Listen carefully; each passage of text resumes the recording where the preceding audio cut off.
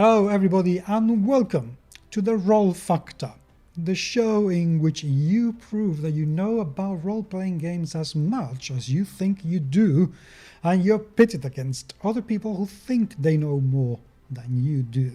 And this is a new show that I've produced during the coronavirus edition, which is why I am in this makeshift studio rather than being in the usual studio.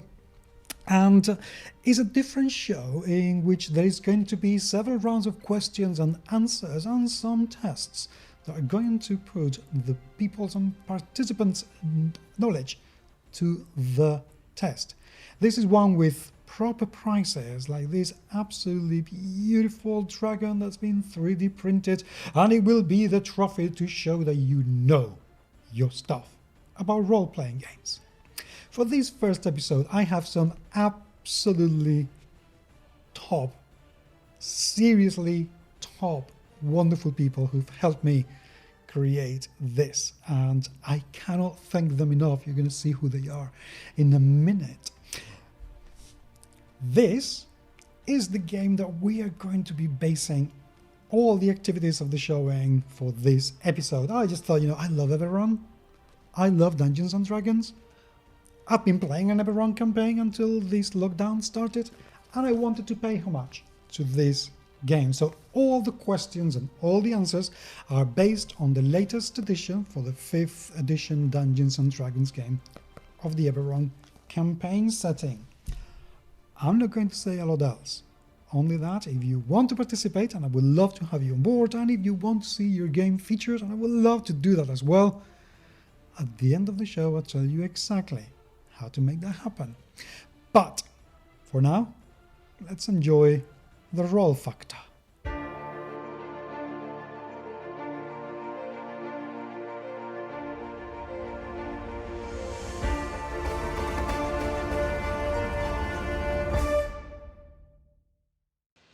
Hello everybody into what it is, the first episode, the first show, the first quiz that I've ever seen online.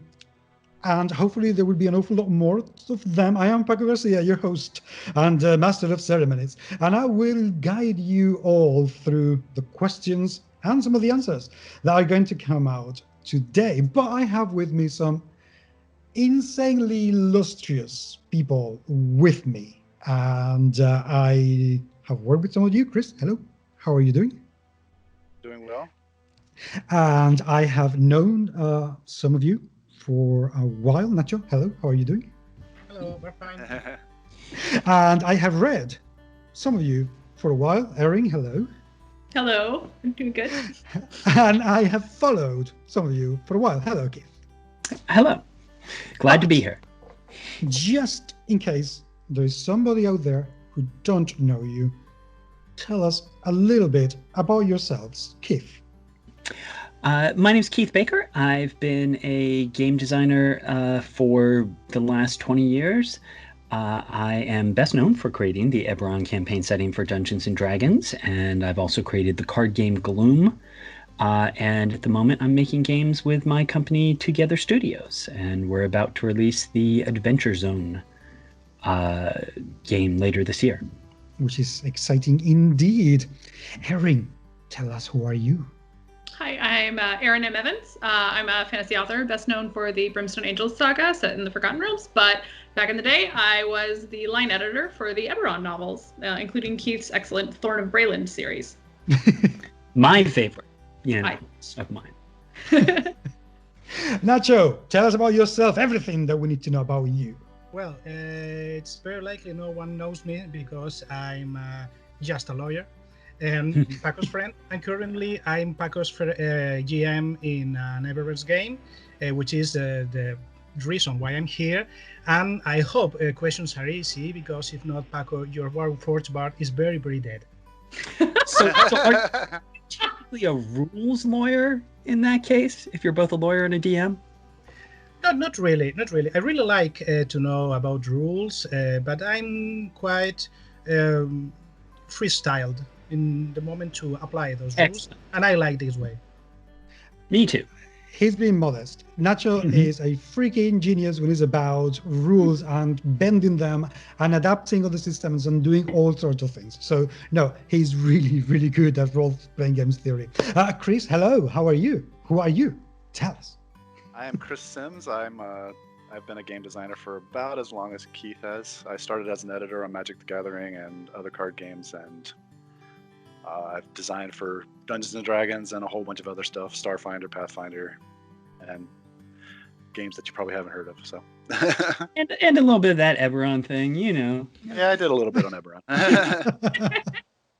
Right. Okay. So we're going to jump into round one. People at home, let's see how many of these questions you can have. In this round, we're going to have some multiple choice questions, and I am going to be revealing each answer one by one. The first of you to clap gets to give me the answer. Get it correctly, you get 1 point. Get it incorrectly, you get 1 shame. So that's the currency for this. We're getting XP or shames. Right. Okay. So. Round one. Which of these is not a Kalashtar quirk?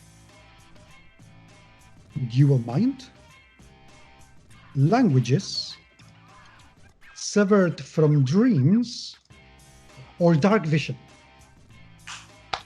Oh, okay, Chris, we have a winner. Dark Vision.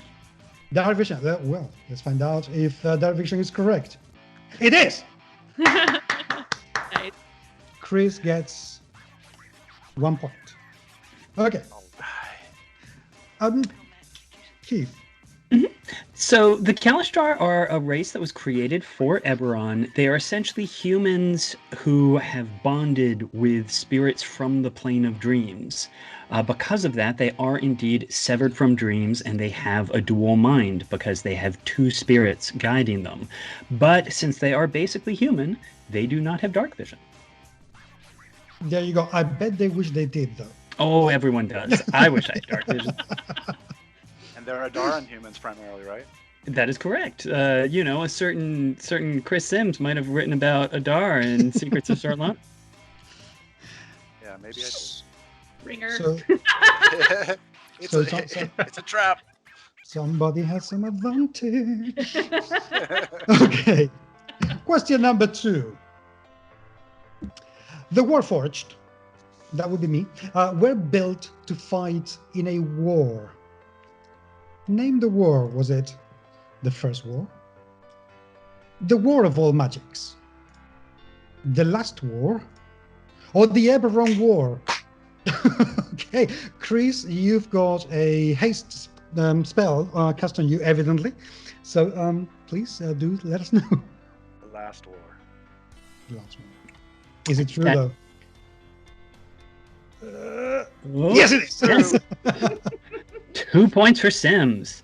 In the Eberron campaign setting, the primary continent of Corvair has just come out of 100 years of civil war. It is called the Last War, both because it is the most recent war, but also because it was so terrible that it is hoped that it is the end of all wars. That is it. We don't know. You know, we're just getting to the next war. You know, you can always have a next war. It's always a good resource. Right. Get your claps ready. How many dragon mark houses are there? Okay. 10. Is it 13? Is it perhaps 15? Or is it 18? Oh, Erin. I think so. I think it was very close between Nacho and you, but because I'd rather suffer Nacho's wrath than yours, you get this one. 13. 13. Okay, let's see. That's true. Let's find out. It is absolutely true. Keith, why 13? Well, among other things, it's funny, there are many things in Eberron that are 13, most of which have lost one, which is, of course, in the US, a baker's dozen. That is actually coincidental. We didn't plan that out ahead of time, but it is a fun coincidence. Dragon-marked houses are families that possess innate magical abilities that have allowed them to control certain aspects of the economy in the world, because Eberron is a world where magic is used sort of as science or technology. I was curious if people would get this because there is a additional dragon mark, the Mark of Death, that technically, could have thrown this to 14, but they never had a dragon marked house. So, good job, Erin. Yes, very well done indeed. Right. Next question. Oh, you didn't give her a point. Oh, that's true. Sorry, I can do it now. That's the magic. Total magic. Right. Which of the following races wasn't created for the Eberron campaign setting? Okay. Claps at the ready. The Shifter. Was it the Kalastar? Was it the Tiefling? Or was it the Warforged? I think Erin gets again. Tiefling. Yeah. No. You know a little something about tieflings, I understand, Erin. Like a tiny bit. Are you right, though? Of course, you're right. Let's find out. Yes, you are right. That would be so embarrassing. It would have been funny, though. Right. So yes, indeed. Of course, this one comes after we've already asked the questions about the Kalastar and the Warforged. So it's a little bit of a giveaway. But in creating the Eberron campaign setting, it is a world in which magic is very much part of life. And so the Warforged in particular are sentient constructs that were created to fight in the last war. The Shifters are sort of lycanthrope light, again, getting a little magic into the characters. And the Kalastar, as we said, are severed from the realm of dreams and were in part a way to really give psionic abilities a concrete place in the setting. I know that Nacho would hate that. I would absolutely love that happen. 2 points for Erin. Yes. Damn, we're getting on a tight place here. Right, okay. Next question. Okay. The Moorlands stands on the remains of what nation? Is it Onder? Is it Sire? Is it Kubara? I hope I'm pronouncing this all right. Or is it Thrain? Okay, that was Chris. Fast like a swallow. Sire. Yes. Absolutely correct. Indeed. So the Morning is an event that ended the last war, completely destroying the nation of Sire, and turning it into what is now called the Mornland. And that is why the last war is over, because we're all kind of terrified that that's going to happen again. By the way, that's Kit's point. Oh, yeah, that's me. I had a point for all of these. But I'm not playing. I'm just here to advise. Preemptive pointing. Right. Okay. Good. Next. Oh, that's the end of the round one. All right. Yay. Right. So we have a lead in Chris. Close, though. Is round two going to change that, though? Because round two things are getting a little bit harder. In round two, we are going to see some anagrams. That is, we have taken some words and we have scrambled all the letters, and I'm going to give you the definition and you have to tell me what the answer actually is. Things are getting a little bit trickier here. So, number one, identify the house name. Okay. Galanda? Am I saying that right? Is it? Is it? It is indeed. Nice work. Erin's going to be good at this, I think. I'm so glad this is leaking. All this old information is leaking out my brain. I still have it. I would just make a note too, since it's come up a couple times of are people pronouncing things correctly. My official take on Eberron is there is no official pronunciation because someone in the world probably pronounces that however you happen to pronounce it. It's Missouri and Missouri sort of situation. So don't worry about it, just as long as we know you're saying the right thing. Good. Right, let's go for the next question. Identify this house name. Okay, Nacho. It's House Thorani. Mm-hmm. Who is it? Absolutely yes. All right, Nacho's on the board. This is where it all turns around. Yes. There's no stopping you him guys from that. are so too fast clapping. You have to get your hands on the ready. Yes, you have to get your hands like that, and then just go for it. It's like an instinct, Nacho. You'll get the hang of it. Keith, tell us a little bit about Thorani House.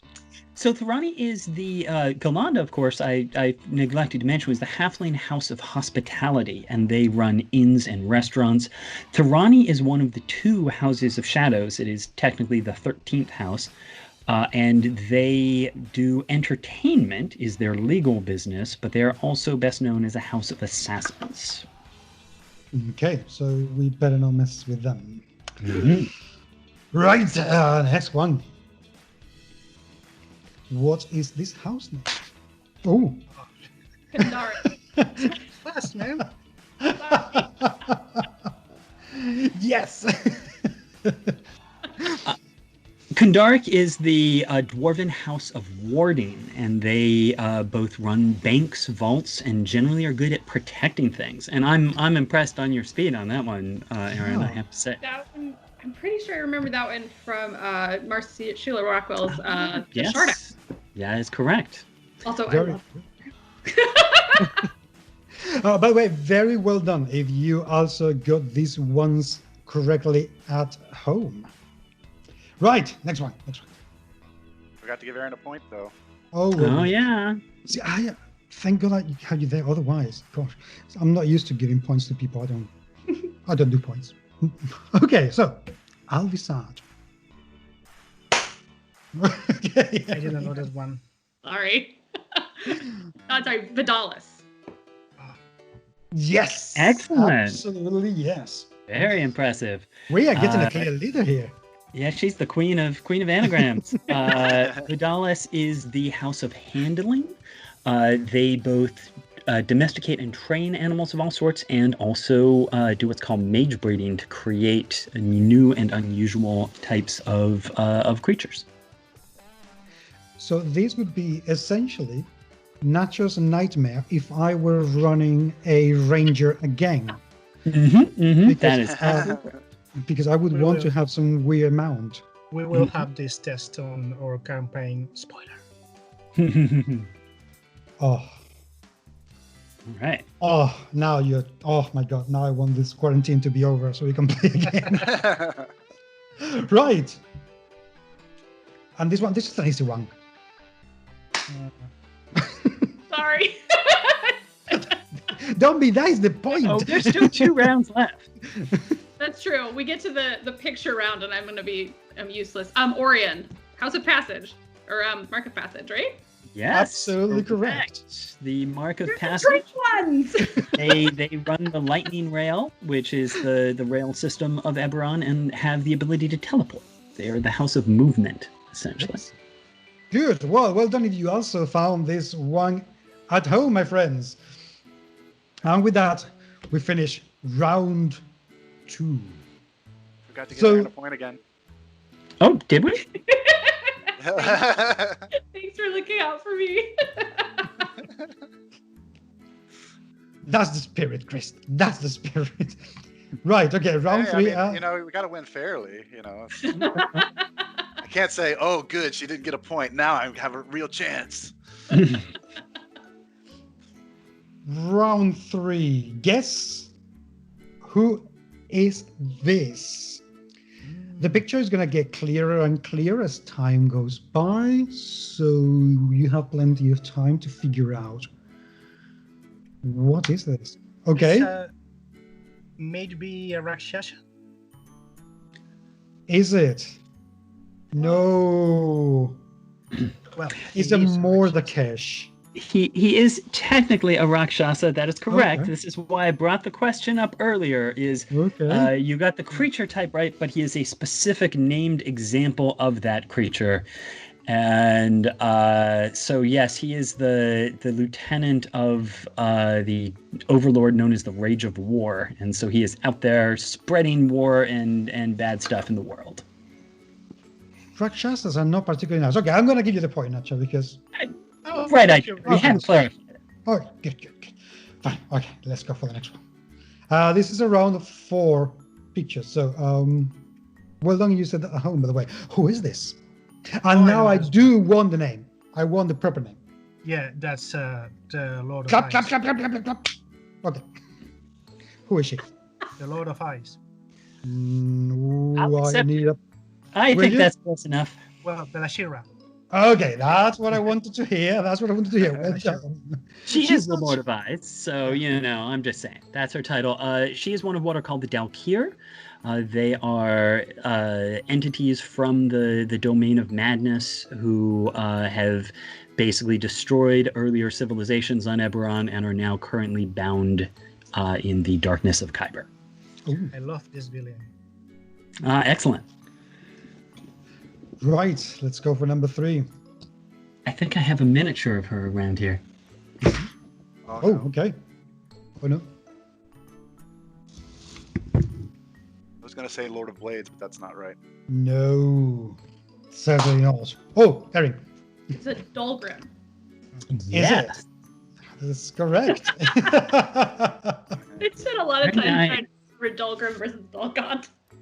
Well, good memory. No. So the Dalkir, who we just showed before, when they came, there was a big empire of goblins, the Dakani Empire, and they took them and made things out of them. So the Dolgrim is basically 2 goblins stuck together. That's why it looks so uncomfortable. Oh, yeah. It's just as uncomfortable for it. Right. And did we get a point? Absolutely, yes. Right. Last, but not the least. Oh. What is it? This is a tough one. I remember this guy, but I don't know the name. Right? I remember the picture, but I can't remember what it's called. It looks like it could be a really nice pet. We can accept the creature type if people get it. Yeah. Do you know at home, people? Leave in the comments? No? I don't remember the name. Oh, I'm blanking. I remember seeing a picture. I'm going to give a clue because it's a different picture, but I will say it is a creature that is in Secrets of Sarlona. Yes, I know it's some psionic creature, but I don't remember. I don't remember the name. I don't remember the name. All right. All right. Halashkakwori. Yes, it is. It is definitely an obscure one, and this is a new design on it. So if you haven't read Rising from the Last War, the Eberron book that came out in November, you wouldn't necessarily recognize it. And by the way, for everybody at home, the questions are all based on that book. So. But hey, I do have one right here. Oh, see, that looks very cute. Yeah. That would make for a very nice little pet. So that's the end of this. I know, don't. I tend to have these weird pets. I used to have tarantulas and snakes, so that's the kind of human I am. Right. This creature looks like it would hold you and pet you, like Aww. not in a way that you would like. I love you. Not a problem. I can get used to pretty much anything. And you will like it because psionic. Exactly. Mind to mind, great minds think alike. That's the thing. Right. Round 4, if I can find the mouse. Here it is. Right. Another question round. This is the last question round, so you have to do really well here. Right, which one of these is not a shifter subrace? The beast tide, the dweller, the sheep right? Are we allowed to interrupt you? Yeah, you are now, absolutely. Okay, Chris. The dweller is not a shifter subrace. Okay, that's absolutely Correct. We didn't talk about shifters before. They are, again, races that have some aspects of lycanthropes. They assume a partially animalistic form. The sub-race basically is what kind of animal are you tied to. So, and Dweller is not one of them. There you go. And so you're saying at this one they can clap at any time? In the next one from now on, yes, because Yes. I'm not going to give any choices whatsoever. It's just a question. So this is getting a little bit harder. The point. The point. Yes, yes. Let's not forget a point. Absolutely not. Right, next question. What house is associated with the mark of warding? Okay. Nacho, that didn't take you long. Is it true, though? I hope it is. Yes, It is. We talked about that one at the anagram, so good memory. Right. So Don't forget the point. Yeah. Keeping up with Chris. Yeah, Nacho and Chris Awesome. are here, and they're catching up with Erin. Erin, you could be in danger now. Okay. Almost as much as the two of them put together, but not quite. Right. The Bormar clan is the most powerful criminal organization in what? Too fast. Okay.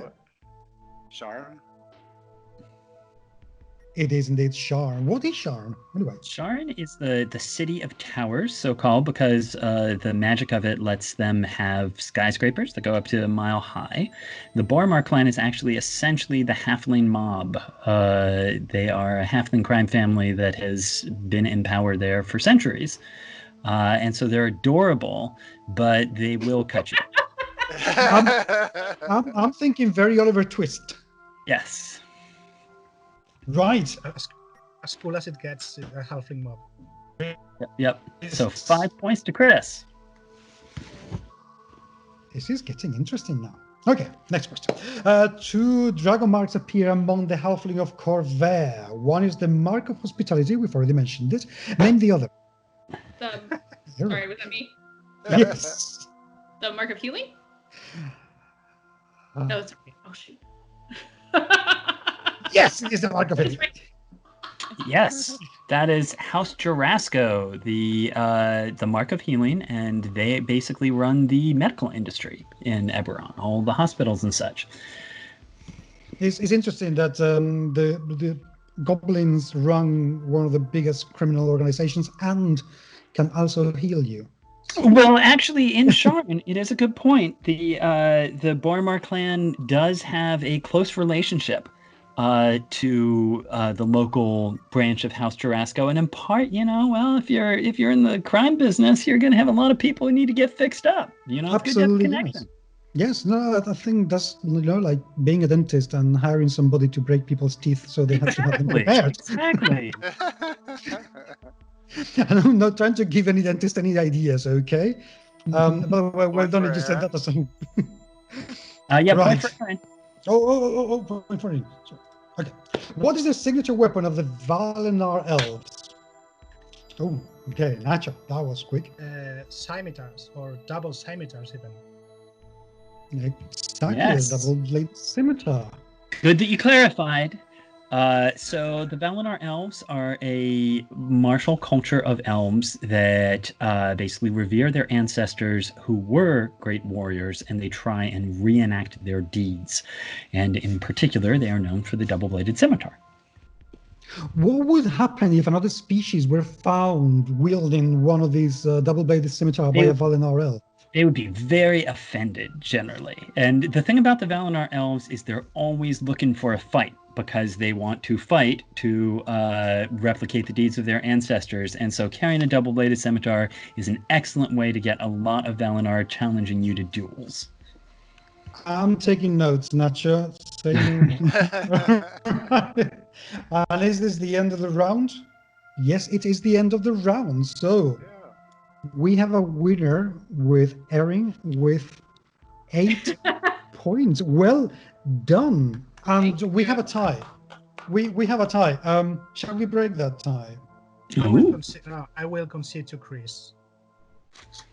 Fair enough. Still, good showing by all. Yes. Very fun. Yes, you've done absolutely well. Wait a second. Oh, well, thank you very much. To Thank you. make sure that no one can argue with that. Now, before we end the show, which because this is all silly fun, just basically an excuse to talk a little bit for a few minutes about Eberron. So I would like to ask you all a few questions about the setting and so on and so forth. Erin, what is it that you actually enjoyed the most about Eberron when you were the line editor? Man.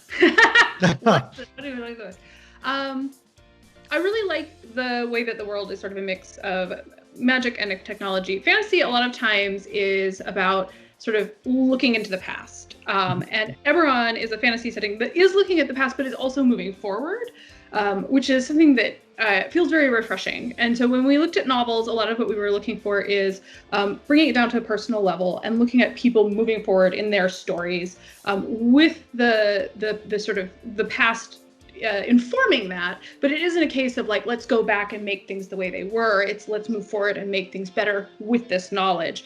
And I think pulling that all together, it makes it's really engaging, and there's a lot of fun things you can do in there.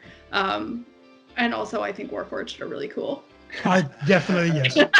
One of the things, yes. One of the things I'll comment on, just because it ties directly to the novels we both worked on, with the Thorn novel, is part of what was fun of that is the Thorn novels were spy novels. It was very much a sort of James Bond type thing, but then saying, but what would you do with all the things that exist in D&D in a spy format?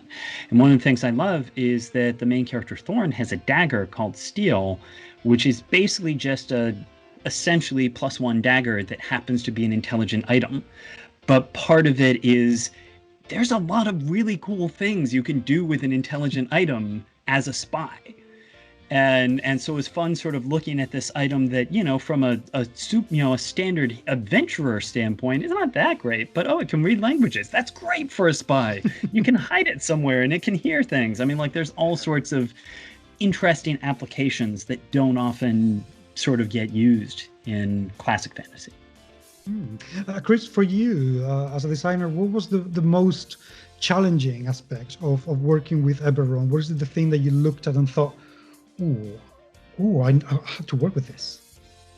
Well, actually, and I will say that I created the core idea, but it is something that from the very beginning I developed working with a lot of other people, Chris Perkins, James Wyatt, Bill Slavacek, certainly in the most recent edition, Jeremy Crawford played a lot of roles. I think one of the biggest things that we struggled with at the very beginning that we had to sort of make sure we worked with was to make sure it still felt like Dungeons and Dragons. Because taking the point that Erin made, that it's a setting that is sort of moving forward, that is approaching things in a more scientific manner, we wanted to make sure, a big example is initially, would people even use things like bows or crossbows, or would everyone just be using wands? And we ultimately decided, oh no, we want to keep things like bows in the game because otherwise you're moving too far away from sort of what feels like D&D to people. So Chris, as a designer, what was for you the thing that you really looked at and thought, yeah, this is challenging, I need to work with this? For me, I think it's adventure design. I think Eberron calls for a different type of adventure compared to typical D&D play. I still think that that's D&D play, but I think that Eberron calls for more double crosses, more political maneuvering, more mysteries. The adventure starts because a body lands in front of you on a bridge in SHARN or whatever. I mean, Exactly. It's that type of thing. So, and that can happen in typical D&D play, but it's more unusual than it is in Eberron. And I kind of love that you have that more hooks that you can use in Eberron. And it's also challenging because writing a mystery is harder than just writing a dungeon crawl, really. Yes, true. Yeah, and Nacho, talking about adventure design, because you have designed your own adventures for the setting, and you pretty much did a Willow on the book as soon as you got it. You just laid your hands on it and you absorbed everything in an afternoon. Why are you so obsessed with Eberron? Because you were gagging to have it. Well, first of all, English is not my first language, so excuse me if I say something funny.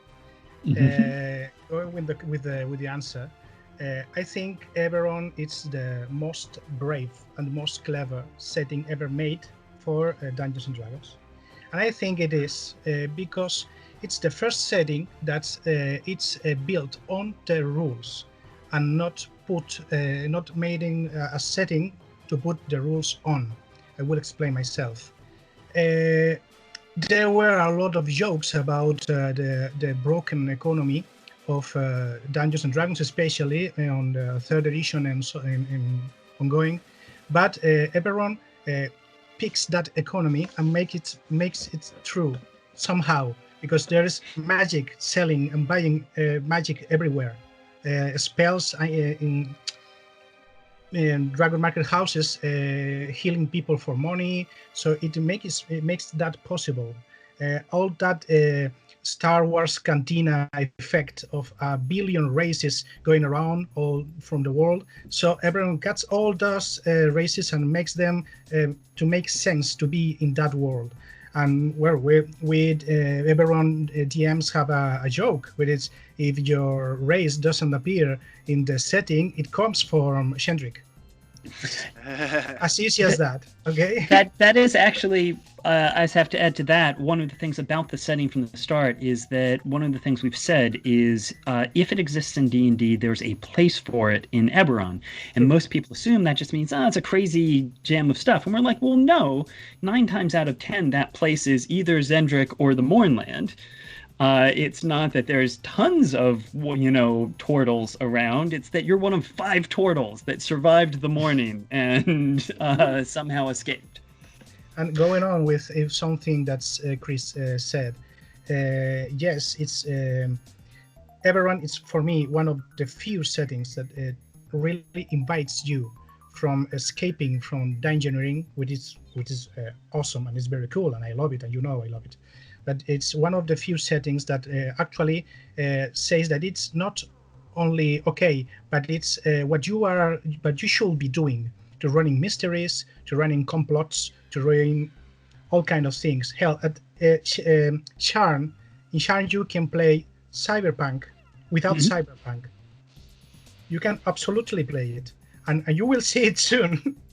Yes, and it's certainly the case there that is part of the Dragon Marked houses, is in some way the Dragon Marked houses bring in that flavor that you get from mega corporations in Cyberpunk, of just that idea of, or that question of what happens when you have essentially companies or guilds that become as powerful or more powerful than nations. Right, and to finish, I just want to put a questions to the all of you and see what all of you say. Keith, what is it that you would like to see in Eberron that you haven't seen yet? Well, I'm going to steal this moment to do a plug, which is to say that over the last year, I've been writing a book called Exploring Eberron that will come out on the DM's Guild, hopefully next month. That is basically a collection of a lot of the things that I have wanted to see in Eberron over the last 15 years, but that there was never a chance to really explore in any of the books we worked on. So one of the big things for me is Eberron has its own planar cosmology, but we've never really talked about the planes in enough detail for people to really use them. So I have a section on the planes. There's a section on the cultures of the oceans, which again, we know are out there, but we've never really talked about.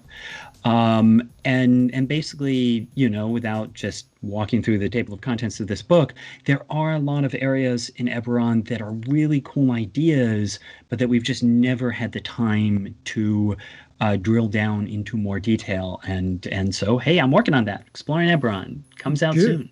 That sounds very exciting. Erin, what would you like to see in Eberron that you haven't seen yet? I feel like my stock answer is going to be more fiction, but I know. Hey, I'd love to see more fiction.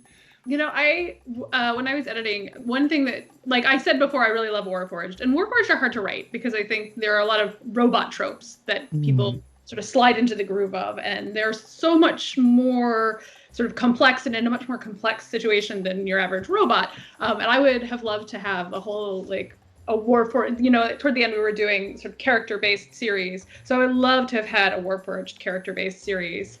I would have loved to write that, but since I was the editor, that's not okay. Okay, that's a hint, wizard. Chris, how about you as a designer? What would you like to see that you haven't seen yet in Eberron? There's one thing that's kind of Eberron has this World War II type of build. I'd actually like to see a little more international intrigue where people are interacting across the oceans, and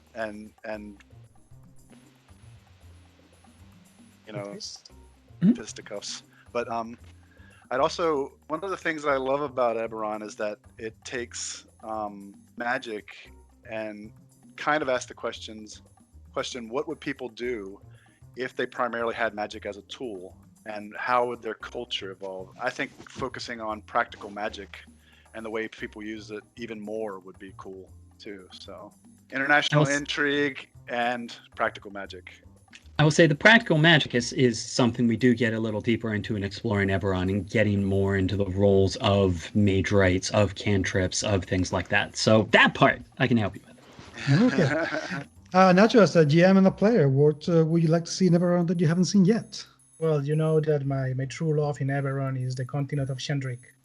And in 3rd edition, we have two really, really good books.